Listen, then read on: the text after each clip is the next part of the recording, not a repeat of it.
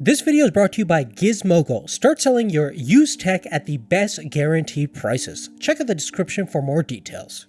Hey, what's up folks? How's it going? This is Watch. Hope you guys are all doing well. And today we're going to be taking a look at my custom PC build for 2020. This is going to be a high-end PC. I've been working on this project for quite some time. My budget is around $45,000 to $5,000, and that's definitely a decent chunk of change to make an excellent productivity machine and very capable for gaming as well. We're going to be specifically basing everything around the third generation Threadripper CPUs from AMD, specifically the 3960X. That's 24 cores with 48 threads. That's definitely a monster. We're going to be coupling this thing with a Zotac RTX 2080 Super, and we're also using a Gigabyte Aeros TRX 40 motherboard for tying everything together. Let's take a look at the component list in more detail and check out the performance results later on in this video. So let's get right into it.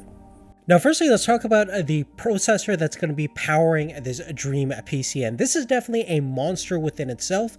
We're going to be using the AMD Ryzen Threadripper 3960X. It's a third generation Threadripper processor, came out late 2019. This thing has 24 cores, 48 threads, about 128 megabytes of level 3 cache, as well as can turbo up to 4.5 gigahertz with a base clock of 3.8 gigahertz. Now, in terms of motherboard, you are going to need a TRX 40 board that's specially designed for the third generation Threadripper CPUs. Even though the socket looks identical to the second and first generation Threadrippers, it's still running on a completely new architecture.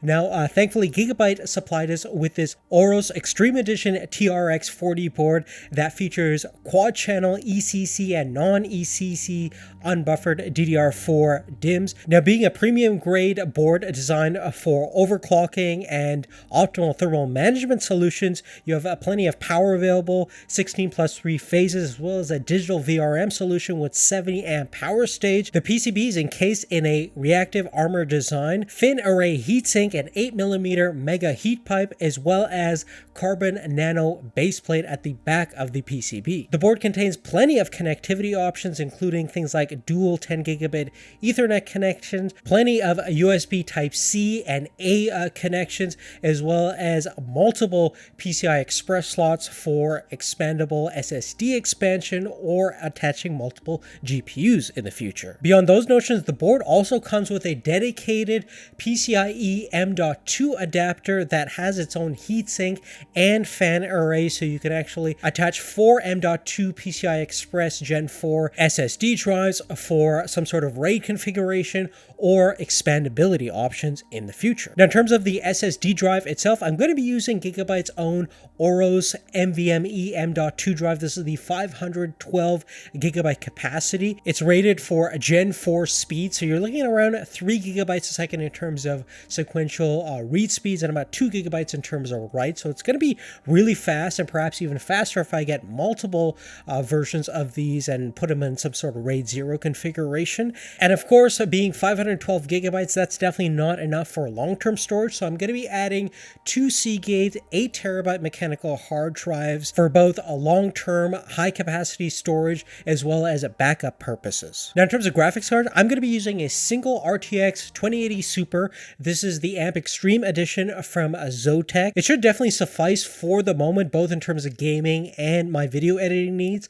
but I'm probably going to either upgrade to a secondary Super 2080 card, or in fact go to a newer generation cards once the 3000 series cards become available from NVIDIA, but this is definitely great for the time being. Now, in terms of the case itself, I'm going to be using something pretty special, the Corsair 780T. This is a case that I've had for over 4 to 5 years, and I've actually wrapped it in a carbon fiber wrap. It used to be kind of a white color, and this is an awesome case that I've really liked for many years, and one of the reasons why I still have it is the fact that I wanted to do kind of a high-end PC build, but couldn't find the right components until now. And this is a monster, gigantic case if you haven't seen it in person, but I love the overall design. It's super easy to build with and lots of room and plenty of growth potential for the future as well. In terms of PSU, we're going to keep things brand-centric, and Corsair was also kind enough to send their RM850X fully modular 80 plus gold certified PSU. Now the 3960X and all the third generation Threadripper CPUs are really power hungry monsters, and 850 watts is actually the bare minimum standard for a build like this. But if I ever want to expand this PC for multiple graphics card options or even upgrade the processor itself, I'm probably going to need something over 1000 watts, but 850 watts should be more than enough for now. Now, to add a little bit more flair to this PC, Lee & was kind enough to send over their Stremmer RGB PSU lighting cable kit. This is an RGB lighting solution that effectively extends your 24-pin motherboard connection as well as your dual 8-pin connectors for your GPU power. Now, the kit comes with an RGB lighting controller which supports 5-volt power via a 3-pin connector.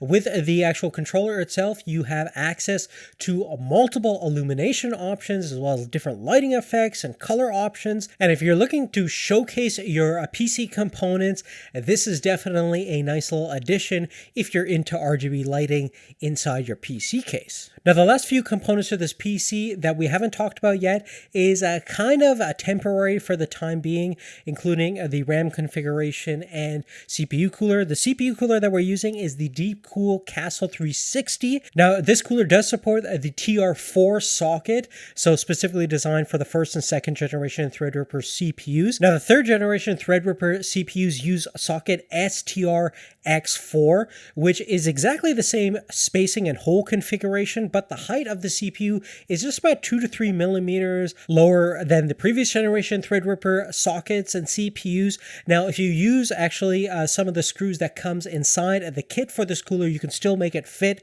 and make a good contact point with the 3960X without any major issues or anything like that. But probably for long-term use, you probably want to use a cooler or a bracket that's specifically designed for a socket STR-X4. Now, the reason I'm using this cooler for the time being is this is the only thing that I really have access to in the office that fits more or less with this socket. I will be getting another cooler in the future coming up pretty soon, but this should be pretty much fine for running at a stock configuration for the processor itself. Now, apart from the socket connection, the all-in-one system that we have over here is actually pretty decent.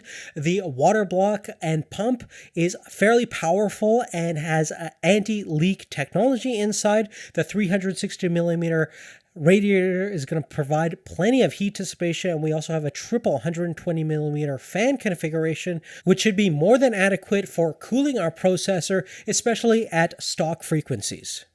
Now, in terms of RAM, we're going to be using Corsair Vengeance RGB Pro memory, 64 gigabytes in total via 4 16 gigabyte DIMMs. We at least want 3200 megahertz in terms of frequency speed for the RAM. That's pretty much the bare minimum essential if you're running a 3960X processor. And this is definitely economical right now at $230 for 64 gigabytes, but I probably will add another 64 gigabytes in the future to get 128 gigs, but this is good for the time being. Now, our grand total with everything included for this PC, considering the Amazon pricing right now for all the products, is around $4,404.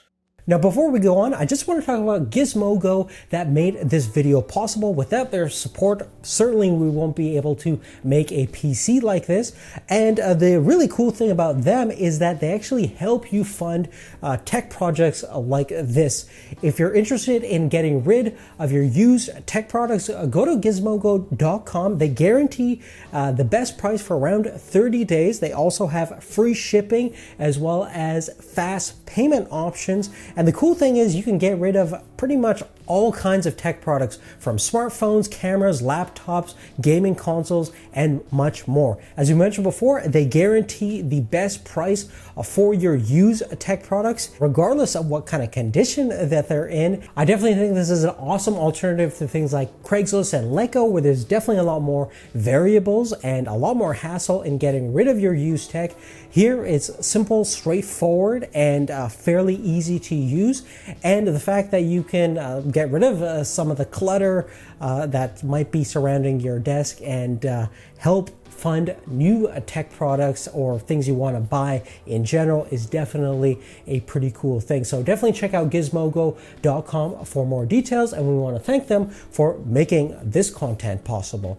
Now let's get into the benchmarks of our custom PC over here. We're going to specifically talk about the CPU performance of our 3960X, and we're also going to compare those performance results to the base model Mac Pro that we had a few months ago, as well as the custom built PC that was based around the 2950X second generation Threadripper CPU, just for a little comparison.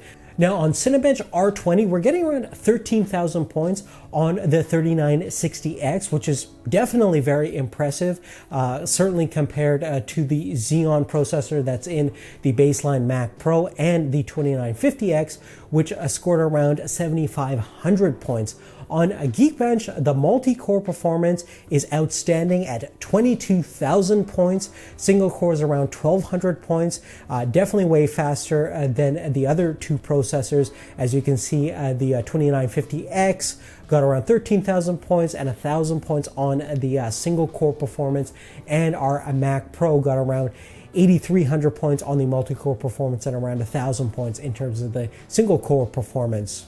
Beyond that, in terms of video editing and export times, I specifically do a export test with a 4K 10-minute project in Premiere Pro and just measure the time that it takes to fully export that 4K file. And on our new PC that we have over here, it only took about 9 minutes and 5 seconds. On the PC with the 2950X that contains the exact same 2080 Super graphics card, we got about 10 minutes and 33 seconds. And on the baseline Mac Pro configuration, we got around 13 minutes and 11 seconds. So as you can see over here, when we compare it to the 2950X that had the exact same graphics card, there is definitely a fairly significant difference in terms of render export times and things like that. Now lastly, if you're curious about the sequential read and write speeds of the Gigabyte Aeros M.2 SSD drive that we have over here using AS SSD, we got sequential read and write performance about 2.8 and 2 gigabytes a second respectively, which is definitely super fast. However, if we want to upgrade later on in the future with a faster M.2 drive, there's certainly plenty of expandability options over here. So for the time being, the only thing that I would upgrade is probably either add another RTX 2080 Super or wait for a better graphics card, which is kind of what I'm doing right now. But this is basically the main rig for this year. I certainly don't think I'll need anything faster than this for the time being, but we'll see how things go. Again, I want to thank all the support from our suppliers that provided some of the parts for this PC build. I definitely want to thank Gizmodo for making this video possible in general, and an even bigger thank you to you guys for helping us support the channel, for the views, likes, comments, everything like that. Check out the description for details about product link, gizmodo.com, as well as many other things. I want to thank you guys so much for watching. Make sure you're staying tuned, subscribed, and have post notifications turned on to get our latest updates and latest content information. Thanks again. We'll see you later. Take care.